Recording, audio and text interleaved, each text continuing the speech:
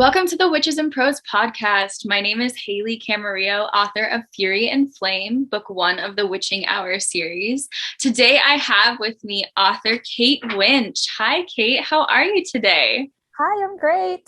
Great. I'm so glad to have you on here and ask some questions. So you have right now, the working title is Lived Life Revisions. And you might be potentially changing that to Revised Past Lives. Can you tell us a little bit about that? So the first book itself, it's actually out with Dragon Blade Publishing, being judged for a contest that we'll find out about in 3 weeks. But it's a historical romance, but it's based off of things that I learned about myself in a past life through a past life regression. And it was not the nicest of endings. And so kind of processing through the trauma that I got to witness, which was crazy. I kind of sat down, I said, you know what, I'm going to write them the ending that they should have had. And it just became what it is now, which is crazy. That is so crazy. That is so cool. I absolutely love that. I'm so interested in that, like the whole past lives and all that. So like what I'm sorry, I know that this is kind of a little off track, but like what prompted you to looking into your past lives? Well, I've always been kind of interested in it since I was younger, like because the concept was present in like Japanese anime that I watched and in other like media that I had taken in. And then not too far from where I live, a metaphysical shop opened, and that was one of the services that you could purchase was a past life regression session.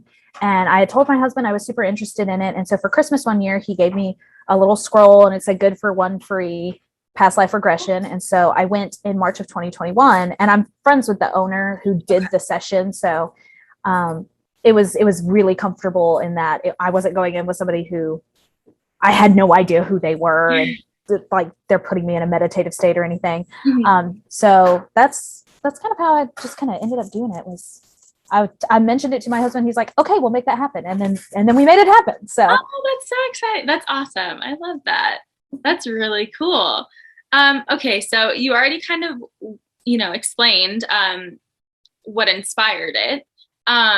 So can you tell us a little bit about your writing journey with this book so far?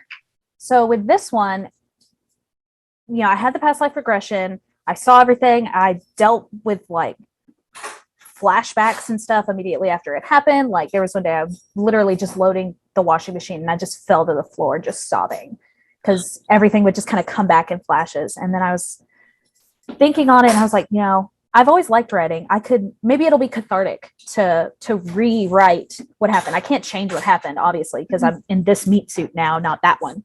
But so I started on it, and then probably this past January, I was scrolling through Facebook and saw where Dragon Blade Publishing was having a writing contest for historical romance. And so I was like, I could do that. And so they asked for the first 50 pages, a quick blurb, and that was really all they wanted. So I was like, okay, I can do that. So in the month of January, I got about 54 pages done, sent it in, and then I waited and, did the full-time job and did the momming and all of that. And then on April 1st, they announced semifinalists, and I was a semifinalist. And I'm like, oh, dang, okay, that's exciting.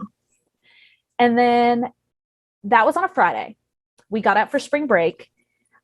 On Monday, I got an email saying, please send your completed manuscript to us by the 15th.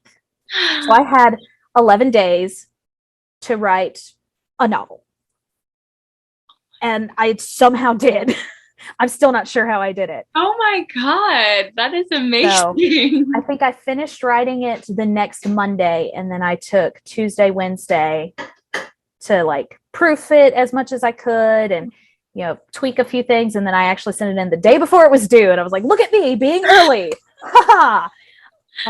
So people that I worked with have asked me about it, and they're like, have you had it written? I was like, no, I basically wrote 3/4 of a novel in 2 weeks, less than 2 weeks. And then they're like, how? And I'm like, I don't know, but I did it. That is amazing. The fact that you are you wrote that in 11 days and you are a mom and you work. Oh my God, you are super mom. Like, bow down to you. I got super husband who was Oh. like, you write, I got the kids. You write, I got dinner. And bless him, he was already doing that for my full-time job because we had musical season. Oh. So I was like, I'm not home. I'm directing a musical. Bye. So he's the real MVP. I cannot do any of this without him. That's so amazing. That's awesome that you have that support with him. It's so important to have that. So that is really, really awesome. Okay, so in this, what would you categorize like the genre for this, aside from historical romance, like subgenres? Like, is there any romance in it? I mean, it is historical romance, so there's some, I guess. Spice level, smut level, is it clean romance, fade to black? So it's colonial romance. Okay. The life that I looked at actually happened in the early colonies, before the revolution, which was super cool to learn about. But it's maybe like a 3 out of 5 spice wise. This is actually the first time I've ever written spicy scenes. So I was like, okay, I hope this doesn't sound stupid. Here we go. And honestly, I would just because the way I kind of do all of my writing is I go, okay, here's point A, here's point B. And I just tell the characters drive. So they would drive. And there was one day where it was like, this is what's happening in the scene. I'm like, okay, that is not what I planned, but okay. Right. Don't you love those scenes? Oh my gosh. And it's not fade to black. So I hope it's not awful cringy. I think I did a good job. But, I'm sure you did. I'm sure you did. Yeah, that's awesome. I love that. And so you kind of answered, so you are more of a pantser. I mean, a little bit, yeah. Kind of a little. Go ahead. It's like with all of the projects, at least that I'm working on now, I have this overarching idea of here's point A, maybe B, C, D, E, and F, and then we just kind of work our way through the alphabet. But what happens in between those big moments, I just sit down and I'm like, okay, what are we doing? And I just let it roll. And it just, as cliche as it sounds, it plays like a movie in my head and I see what they're doing and I just write it down. So I'm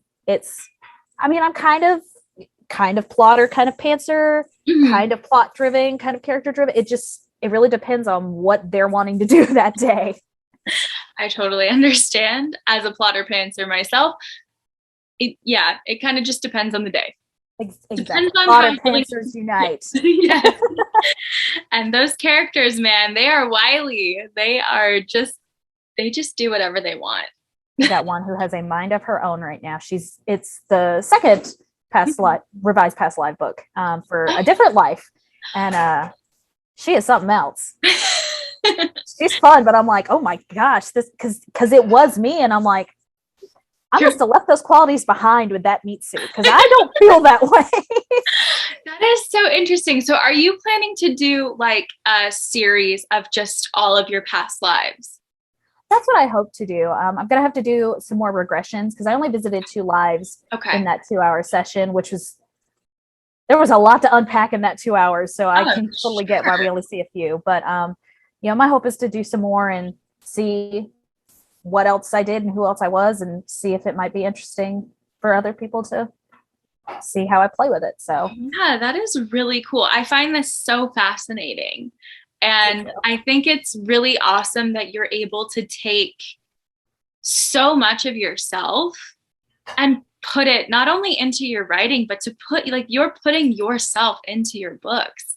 And that's so amazing. And I find that so inspiring and so just really awesome. I'm very excited for this book. Very excited. Hopefully it gets to come to fruition. Oh. I know. So when do you find out? Okay, so when do you find out if you won the competition? Or so they're announcing on July 1st. Okay. So I've got just under 3 weeks. Oh my gosh, just under 3 weeks. Sorry. I'm looking at the calendar now. And the way it's divided up is the people who are in the top 6, everybody gets published into like an anthology. Oh. And then the higher up in the ranks, you get a little bit more, you get a little bit more of a little more money. If you win money, you get the top prize is a very nice signing bonus, a 3-year contract with the publisher, and your guaranteed publication of that work. So that is awesome. got 20 days. Fingers crossed for you. Sending good vibes your way. Like that is really, really, really exciting. Okay, so do you have a favorite character from the book? So the main character is, because she was me. So I like her, and this came out of wanting to protect her from what actually happened. Okay. To us, me, her. It gets confusing, but so she's one that I'm like, no, I got you. I'll take care of you. I'll give you what you were supposed to have. But my favorite character, who's he's not in a lot of the book, but his name is Hamish Sangster. There we go. And he is a blacksmith, and he is very just like, he seems like he is the dad, grandpa that everybody would want. But if you didn't realize that that's who he was, he would scare the pants out of you. Like, he looks super gruff, and he's like always dirty.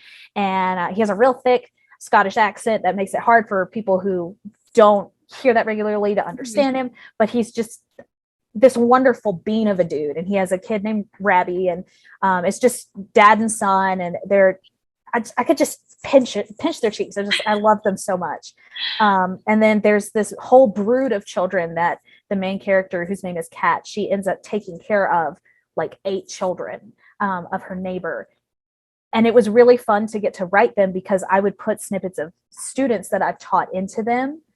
And so there would be a moment where it's like, oh, you're that kid from this 3rd grade class, and you're that kid from that kindergarten class. And they were just, I just love them. It's really cool to get to like put in little bits of influence from my little people that I'm around in my day job into my hopeful side job.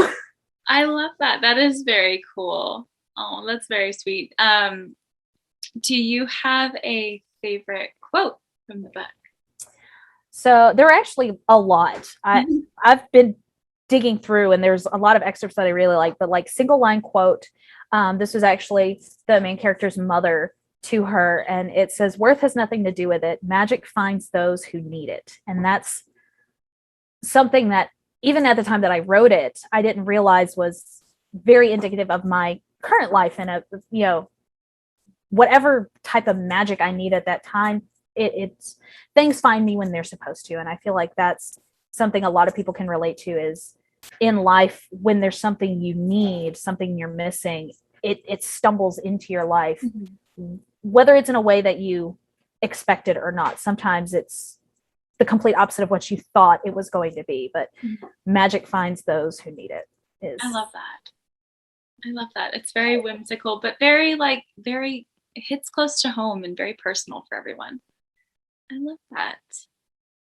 Well, I really hope that you win this, and this sounds so amazing. I'm so intrigued by this. I honestly now am so interested in looking at getting like a past life regression. Do it. It's awesome. I think it sounds so amazing. And just, I mean, I know you said that you had to work through so much trauma because of it, but it sounds like such a enlightening experience.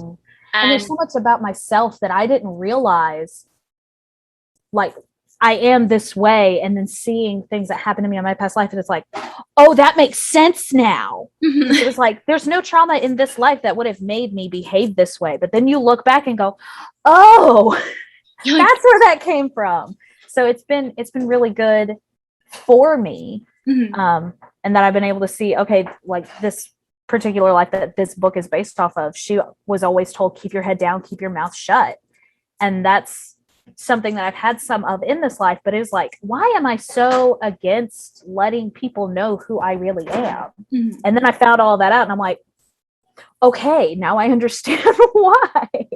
So it's been really cathartic to be able to figure out where those aspects of myself actually came from. Mm-hmm. And being able to go, okay, now I know where it's from. Now I can figure out how to work past it to serve my higher good.